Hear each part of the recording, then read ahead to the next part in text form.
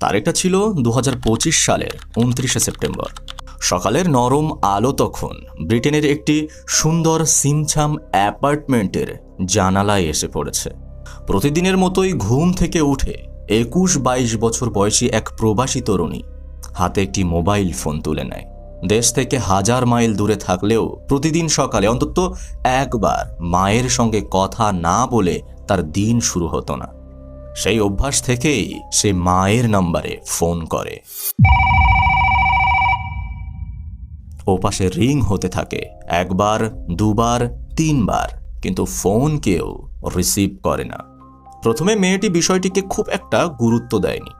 সে ভাবল হয়তো মা তার কোনো প্রয়োজনীয় কাজে ব্যস্ত আছে, তাই সে মনে করলো একটু পরেই আবার ফোন করলেই কথা হয়ে যাবে। কিন্তু প্রায় 2 ঘন্টা পর আবার ফোন করলে সে এবার অন্যরকম কিছু দেখতে পায়। এবার আর কোনো রিংটোন শোনা গেল না, বরং ওপাশ থেকে ভেসে এলো একটা পরিচিত যান্ত্রিক কণ্ঠস্বর। আপনি যে নাম্বারে ফোন করেছেন সেটি এখন সুইচড অফ আছে। মায়ের ফোন বন্ধ। বিষয়টা তার কাছে বেশ অস্বাভাবিক বলে মনে হলো, কারণ তার মা কখনোই ফোন বন্ধ রাখতেন না। বিশেষ করে সন্তানদের সঙ্গে যোগাযোগের একমাত্র মাধ্যম হিসাবে তিনি সবসময় ফোন সচল রাখতেন। এদিকে সময় গড়াতে থাকে, দুপুর পেরিয়ে সন্ধ্যা হয়ে আসে, আর সন্ধ্যা পেরিয়ে রাত। কিন্তু মেয়েটির মনের অস্বস্তি ধীরে ধীরে আরও বেড়ে যেতে থাকে। সে বারবার ফোন করার চেষ্টা করে, কিন্তু প্রতিবারই একই উত্তর আসে, ফোন বন্ধ রয়েছে। এভাবেই কেটে যায় পুরো একটি দিন। এরপর 30 সেপ্টেম্বরও পার হয়ে যায়। অবশেষে 1 অক্টোবরের সকাল আসে, কিন্তু তখনও তার মায়ের ফোন একটানা বন্ধ। এরপরে কোনো উপায় না দেখে সে আর সময় নষ্ট করেনি। তরুণীটি দেশে থাকা তার নিকট আত্মীয়দেরকে ফোন করেন। কান্না জড়িত কণ্ঠে সে তাদেরকে অনুরোধ করে জানায়, সে বলে, তোমরা প্লিজ এখনই একবার আমার বাড়িতে গিয়ে দেখো, আমার মায়ের ফোন 2 দিন ধরে বন্ধ, আমার খুবই ভয় করছে। মেয়েটির এমন উদ্বিগ্ন ফোন পাওয়ার পর আত্মীয়রাও আর দেরি করেনি। তারা দ্রুত কন্যকেরি গ্রামের সেই বিলাসবহুল বাড়ির দিকে রওনা দিতে শুরু করে। কিন্তু সেখানে পৌঁছানোর পরই তারা অদ্ভুত কিছু অনুভব করে। পুরো জায়গা জুড়ে একটা অদ্ভুত নীরবতা ছড়িয়ে আছে।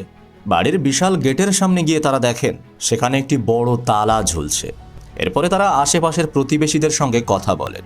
প্রতিবেশীরা জানান গত 2 থেকে 3 দিন ধরে জোসিকে আর বাড়ির বাইরে দেখা যায়নি। এমনকি বাড়ির ভেতর থেকেও কোনো ধরনের কোনো সাড়া শব্দ পাওয়া যায়নি। এসব কথা শোনার পর আত্মীয় স্বজনরা বুঝতে পারে বিষয়টি মোটেও স্বাভাবিক নয়। এরপরে তারা আর এক মুহূর্ত সময় নষ্ট করেনি। তারা সরাসরি পৌঁছে যায় নিকটবর্তী থানায়। ডিউটিরত অফিসারের সামনে দাঁড়িয়ে তারা পুরো ঘটনাটি বিস্তারিতভাবে সেই পুলিশ অফিসারকে জানায়। তারা বলেন বিদেশে থাকা মেয়েটি গত 2 থেকে 3 দিন ধরে তার মায়ের সঙ্গে যোগাযোগ করার চেষ্টা করছে, কিন্তু যোগাযোগ করতে পারছে না, কারণ তার মায়ের ফোন বন্ধ রয়েছে। আর এই মুহূর্তে সেই বিশাল বাড়িটির বাইরেও তালা ঝুলছে। আত্মীয়দের এই বক্তব্য এবং নিখোঁজ হওয়ার স্বাভাবিক ঘটনাটি শুনেই পুলিশের অভিজ্ঞ কর্মকর্তারা সতর্ক হয়ে ওঠেন। তারা বুঝতে পারেন এই তালাবদ্ধ দরজার পিছনে এমন কিছু লুকিয়ে আছে যা কোনো সাধারণ নিখোঁজ হওয়ার ঘটনাই নয়। এরপরে থানা থেকে একটি পুলিশের দল তখনই কন্যকরি গ্রামের সেই বিলাসবহুল বাড়ির দিকে রওনা দেয়। বাড়ির সামনে পৌঁছে তারা তালাবদ্ধ গেট পেরিয়ে ভেতরে প্রবেশ করে। ভেতরে প্রবেশ করার পর সেখানে উপস্থিত পুলিশ কর্মকর্তারা একটা স্পষ্ট জিনিস উপলব্ধি করেন। পুরো বাড়িটি 2টো আলাদা অংশে ভাগ করা ছিল। নিচতলায় থাকতেন ওই ফোন করা মেয়েটির বাবা অর্থাৎ স্যাম জর্জ, আর ওপর তলায় থাকতেন ওই মহিলা যাকে খুঁজে পাওয়া যাচ্ছে না, অর্থাৎ যার নাম জেসি। এরপরে পুলিশ চারপাশ এবং বাড়ির বিভিন্ন অংশে ভালোভাবে তল্লাশি শুরু করে, কিন্তু কোথাও জেসির কোনো খোঁজ পাওয়া যায় না। এরপর তদন্তকারীরাও একইভাবে আশেপাশের প্রতিবেশীদের কাছ থেকে জিজ্ঞাসাবাদ শুরু করে। তারা ওই একই কথাই জানান যে গত কয়েকদিন ধরে স্বামী স্ত্রীর মধ্যে কাউকেই এই জায়গায় দেখা যায়নি। তবে তদন্তের একটি প্রাথমিক পর্যায়ে পৌঁছে পুলিশ শুধু সাধারণ খোঁজাখুঁজির উপরেই সীমাবদ্ধ থাকেনি, বরং তারা প্রযুক্তির সাহায্য নেওয়ার সিদ্ধান্ত নেয়। জোসি এবং তার স্বামী স্যাম দুজনের মোবাইল নাম্বার বা সিডিআর সংগ্রহ করা হয়। পাশাপাশি তাদের মোবাইল লোকেশনের হিস্ট্রিও পরীক্ষা করা হয়। আর এই প্রযুক্তিগত তথ্যগুলো হাতে পাওয়ার পর তদন্তের মোড় পুরোপুরিভাবে বদলে যায়। নথিপত্র ঘেঁটে পুলিশ দেখতে পায় 26শে সেপ্টেম্বরের 2023 সালের সন্ধ্যায় ঠিক 6টার পর থেকেই জেসির মোবাইল ফোন সম্পূর্ণভাবে বন্ধ রয়েছে, অর্থাৎ সেই সময়ের পর থেকেই ফোনটা আর ব্যবহার করা হয়নি। আর সবচেয়ে গুরুত্বপূর্ণ বিষয় ছিল তার শেষ লোকেশনও দেখাচ্ছিল কর্ণকারী গ্রামের সেই বাড়িটাতেই। কিন্তু অন্যদিকে স্যাম জর্জের মোবাইলের তথ্য সম্পূর্ণ ভিন্ন চিত্র তুলে ধরে, কারণ গত কয়েকদিনে তার অবস্থান বারবার পরিবর্তন হয়েছে। আর সবচেয়ে সন্দেহজনক বিষয়টি ছিল 26শে সেপ্টেম্বর রাতের ঘটনাকে ঘিরে, যে সময়ে জেসির ফোন হঠাৎ করেই বন্ধ হয়ে যায়। কিন্তু তার কিছু সময় পরেই স্যামের মোবাইলের লোকেশন কোটায়াম জেলা থেকে সরে যেতে শুরু করে এবং তার ফোনের লোকেশন বিভিন্ন জায়গায় ঘোরাঘুরি করতে থাকে। এই তথ্যটাই তদন্তকারীদের সন্দেহ আরও বাড়িয়ে দেয়। এরপরে পুলিশ বাড়ির আশেপাশের এবং ওই রাস্তার বিভিন্ন সিসিটিভি ফুটেজগুলো সংগ্রহ করতে শুরু করে। তারা একের পর এক ফুটেজগুলো খুব নিখুঁতভাবে খতিয়ে দেখে, আর তখনই সামনে আসে একটি চাঞ্চল্যকর তথ্য। ফুটেজে দেখা যায় 26 ও 27 সেপ্টেম্বরের মধ্যবর্তী রাতে স্যাম তার নিজের গাড়ি নিয়ে ইডুক্কির দিকে রওনা হয়েছেন।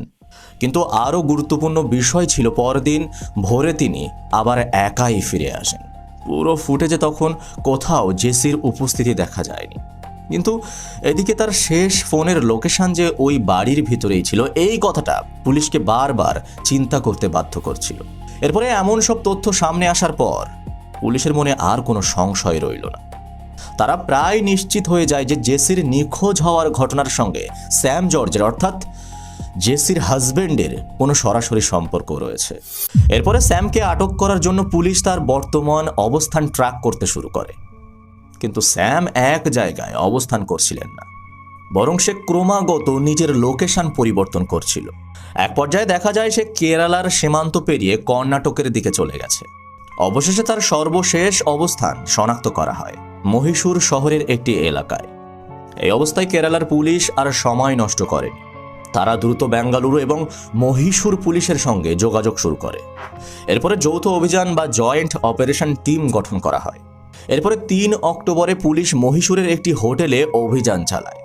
হঠাৎ করেই তারা একটি নির্দিষ্ট হোটেল রুমে হানা দেয় এবং সেখান থেকেই স্যাম জর্জকে সম্পূর্ণ অবরুদ্ধ অবস্থায় গ্রেপ্তার করা হয়। তবে ঘটনাটির সবচেয়ে অপ্রত্যাশিত অংশটি সামনে আসে গ্রেপ্তারের সময়। পুলিশ দেখতে পায় সেই হোটেল রুমে স্যামের সঙ্গে একজন বিদেশি তরুণীও উপস্থিত ছিলেন। পরে জানা যায় তিনি একজন ইরানি নাগরিক। এছাড়াও তিনি একটি স্থানীয় কলেজের ছাত্রী ছিলেন। এরপর মহীশূর থেকে কড়া পুলিশ পাহারায় স্যাম জর্জকে এবং ওই ইরানি তরুণীকে গাড়িতে করে কেরালার কোরাভিলাঙ্গ থানায় নিয়ে আসা হয়। থানায় পৌঁছানোর পর স্যামকে জিজ্ঞাসাবাদের জন্য বসানো হয়, কিন্তু তার আচরণ দেখে তদন্তকারীরাও অবাক হয়ে যান, কারণ তার চোখে মুখে কোনো অনুশোচনার ছাপ ছিল না, বরং তার মধ্যে দেখা যাচ্ছিল এক অদ্ভুত ধরনের শীতলতা। এবং এক পর্যায়ে কঠোর জিজ্ঞাসাবাদের সময় এসে পুলিশের সামনে শেষ পর্যন্ত সত্যিটা বলে, এবং সেই সত্যিটা ছিল এতটা ভয়ঙ্কর যা শুনলে আপনারাও রীতিমতো থমকে উঠবেন। প্রিয় দর্শক, এই ঘটনার ভয়াবহতা এবং এর পিছনে লুকিয়ে থাকা জটিল রহস্য আমাদেরকে বুঝতে হলে আমাদের সময়ের কাঁটাকে একটু পেছনে নিয়ে যেতে হবে, কারণ এই ঘটনার অনেক গুরুত্বপূর্ণ উত্তর লুকিয়ে আছে অতীতের কিছু ঘটনার মধ্যে। আর কে ছিল এই ইরানি তরুণী, আর কেনই বা তিনি স্যামের সঙ্গে ওই হোটেল রুমে অবস্থান করছিলেন? আর বাইরে থেকে দেখতে স্বাভাবিক এবং সম্ভ্রান্ত মনে হওয়া এই পরিবারের ভিতরে কি এমন ঘটেছিল যা শেষ পর্যন্ত জেসির জীবনে এত বড় ভয়ঙ্কর পরিণতি ডেকে আনলো? এই প্রশ্নের উত্তরগুলো একে একে আপনাদের সামনে আসবে, আর সেই উত্তরগুলোই আপনাদেরকে নিয়ে যাবে এই ঘটনার সবচেয়ে অন্ধকার অধ্যায়ের দিকে। আমরা খুব শীঘ্রই সেই অংশে প্রবেশ করব। তার আগে আপনাদের কাছে প্রতিবারের মতোই আমার অনুরোধ, যারা আমাদের ভিডিওগুলো নিয়মিত দেখেন কিন্তু চ্যানেলটিকে এখনও সাবস্ক্রাইব করেননি, তারা প্লিজ চ্যানেলটিকে সাবস্ক্রাইব করে দিন, কারণ আমরা খুব দ্রুতই 10,000 সদস্যের একটি বিশাল পরিবারের দিকে এগিয়ে যাচ্ছি। তো চলুন আমরা মূল ঘটনার ভিতরে এবার প্রবেশ করি। এই অপরাধের পেছনে থাকা মূল ব্যক্তি অর্থাৎ জেসির স্বামী স্যামকে জর্জের অতীতের দিকে তাকালে দেখা যায় তার পুরো জীবনটাই ছিল প্রতারণা আর দ্বৈত চরিত্রের এক জটিল গল্প। স্যামের জীবনের অনেক সত্য বাইরে থেকে কখনোই বোঝা যেত না, কিন্তু সময়ের সঙ্গে সঙ্গে সেই লুকানো সত্যগুলো সবার সামনে আসতে শুরু করে। ঘটনার শুরু হয় 1990 সালের শুরুর দিকে। তখন কেরালার এট্রুমানুর এলাকার বাসিন্দা প্রায় 26-27 বছর বয়সী স্যাম জর্জ জীবিকার খোঁজে ব্যাঙ্গালোরে চলে আসে এবং সেখানে এসে তিনি একটি বেসরকারি প্রতিষ্ঠানে চাকরি শুরু করেন। আর সেই চাকরির সময়ই পরিচয় হয় তার জেসির সঙ্গে। জেসি ছিলেন একজন সরল এবং স্বাবলম্বী তরুণী। নিজের পায়ে দাঁড়িয়ে জীবন গড়ার জন্য তিনি সংগ্রাম করছিলেন। স্যামের ভদ্র ব্যবহার এবং সুন্দর কথাবার্তা খুব দ্রুতই জেসির মন জয় করে নেয়। ফলে অল্প সময়ের মধ্যেই তাদের পরিচয় ভালোবাসার সম্পর্কে পরিণত হয়। কিন্তু জেসি তখনও জানতেন না যে স্যাম তার কাছ থেকে একটি ভয়ঙ্কর সত্য গোপন রাখছে। কারণ স্যাম তখনও অবিবাহিত ছিলেন না, বরং সে আগে থেকেই বিবাহিত ছিল। শুধু তাই নয়, তার প্রথম সংসারে একটি কন্যা সন্তানও ছিল।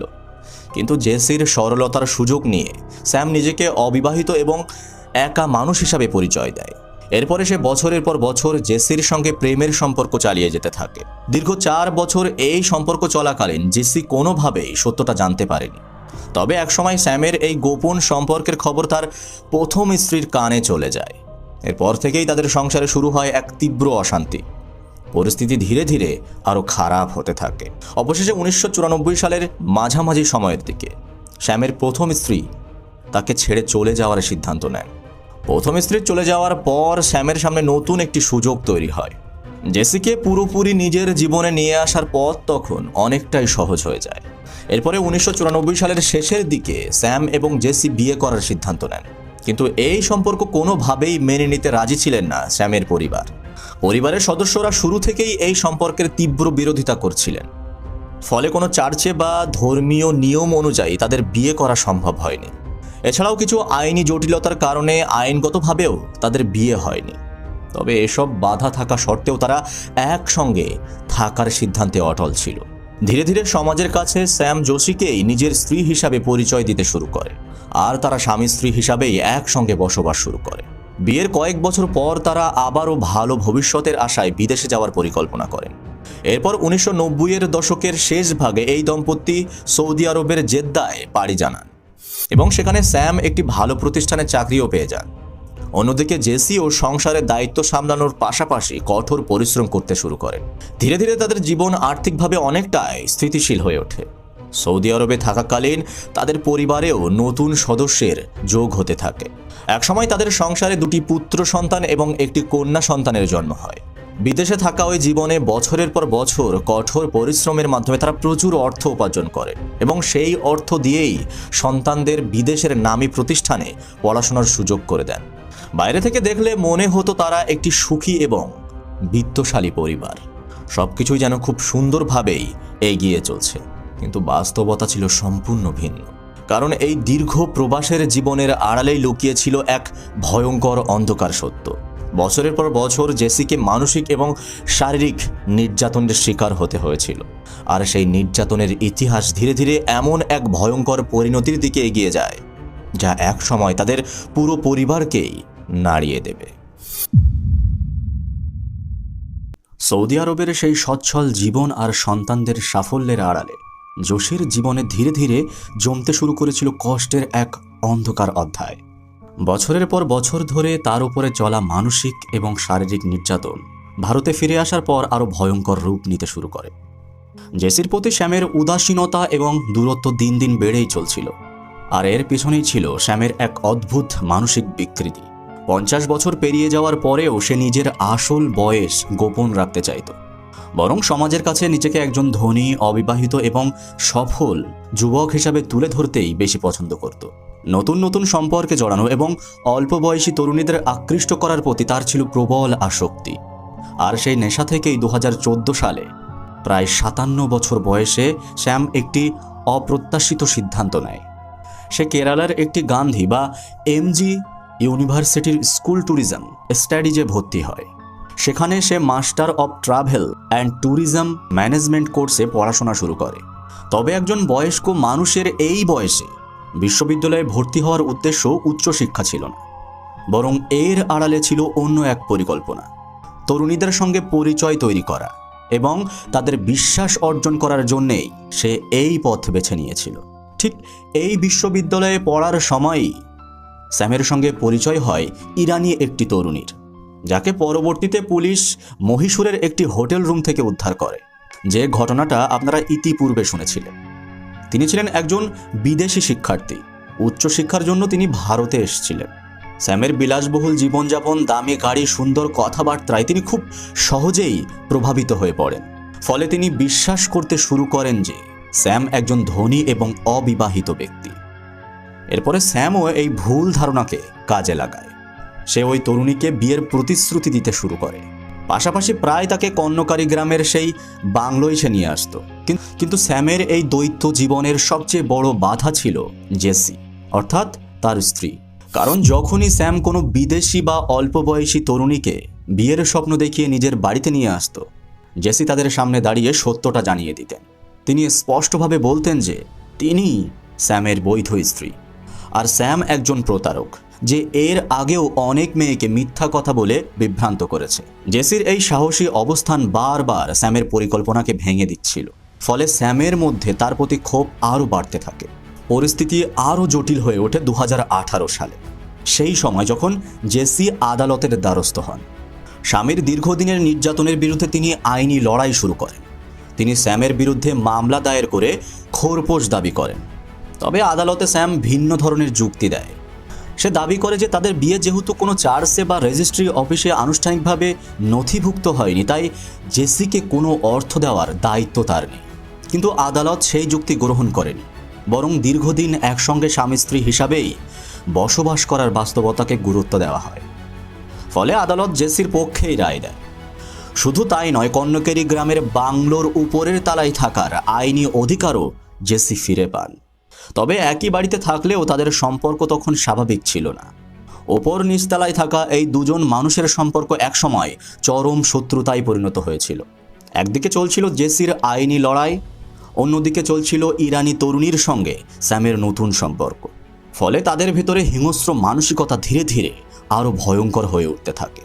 এদিকে 2025 সালের অক্টোবর মাসের শেষের দিকে মামলার চূড়ান্ত রায় ঘোষণা করার কথা ছিল।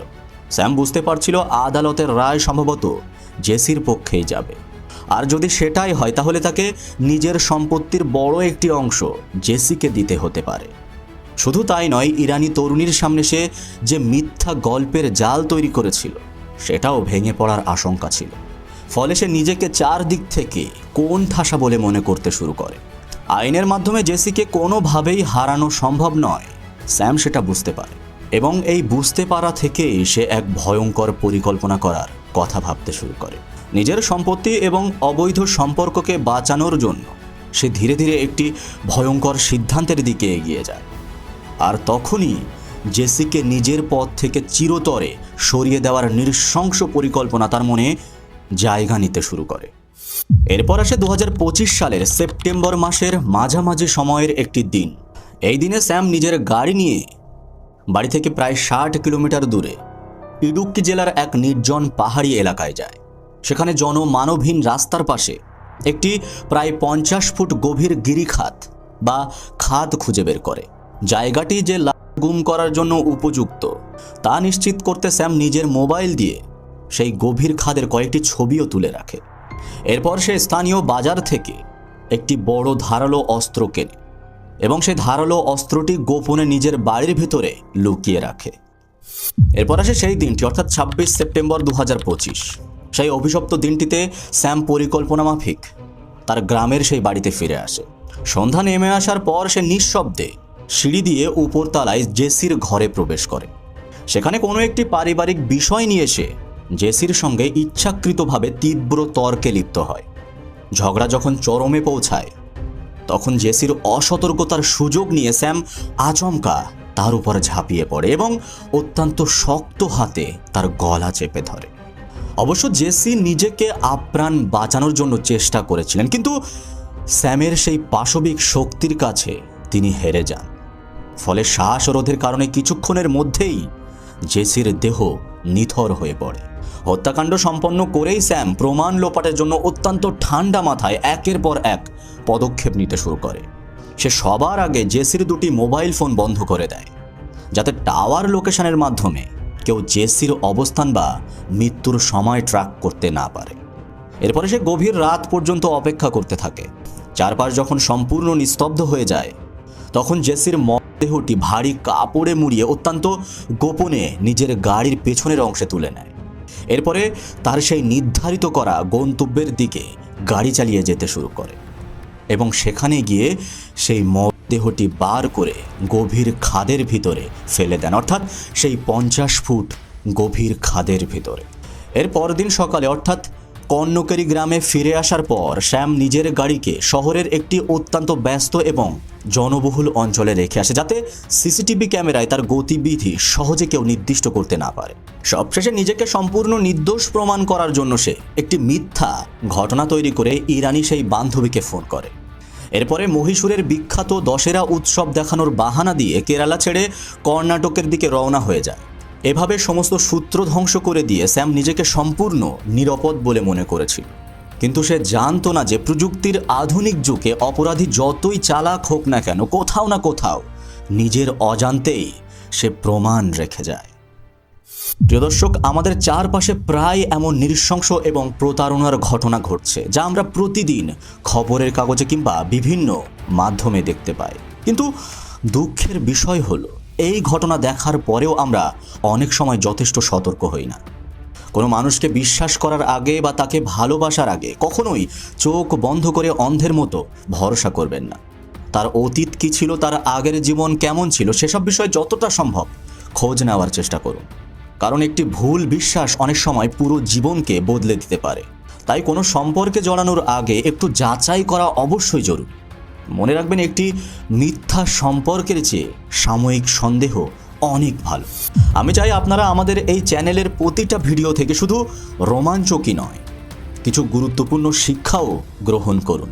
ঘটনাগুলো থেকে কিছু শিখুন, কিছু জানুন এবং বাস্তব জীবনের পরিস্থিতিগুলোকে বোঝার চেষ্টা করুন। আর সেই শিক্ষা এবং অভিজ্ঞতাকে নিজের জীবনের সতর্কতার অংশ হিসাবে কাজে লাগান। তো যাই হোক প্রিয় দর্শক, আজকের ঘটনা আর বেশি দীর্ঘ করলাম না। আজকের ভিডিও এই পর্যন্ত। দেখা হবে পরের কোনো ভিডিওতে। সে পর্যন্ত সুস্থ থাকবেন, ভালো থাকবেন, সতর্ক থাকবেন। আর যারা এখনও চ্যানেলটি সাবস্ক্রাইব করেননি তাদের কাছে অনুরোধ, অবশ্যই চ্যানেলটিকে সাবস্ক্রাইব করে নেবেন। আর কাউকে মন প্রাণ দিয়ে বিশ্বাস করার আগে তাকে ভালোভাবে যাচাই করে নেবেন।